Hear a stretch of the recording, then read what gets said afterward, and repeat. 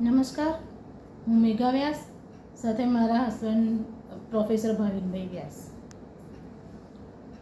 વ્યક્તિના મૃત્યુ પછી એના 12મા પર જે ભોજન પ્રથા રાખવામાં આવે છે એ શું યોગ્ય છે?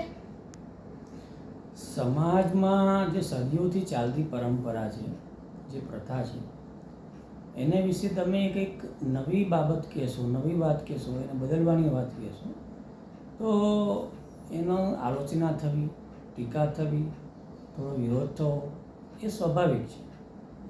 પણ હું મારો મત જણાવું છું કે આ જે પ્રથા છે એ અયોગ્ય છે. કારણ કે આ દુઃખનો પ્રસંગ છે.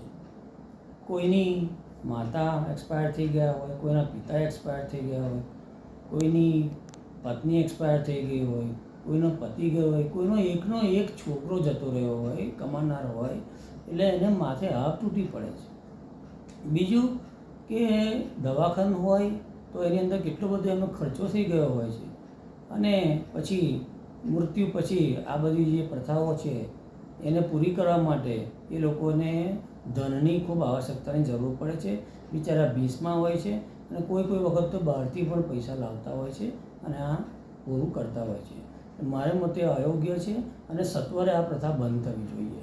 જે ટીકા થશે એને હું સ્વીકાર કરું છું, આવકારું છું. આભાર. Thank you.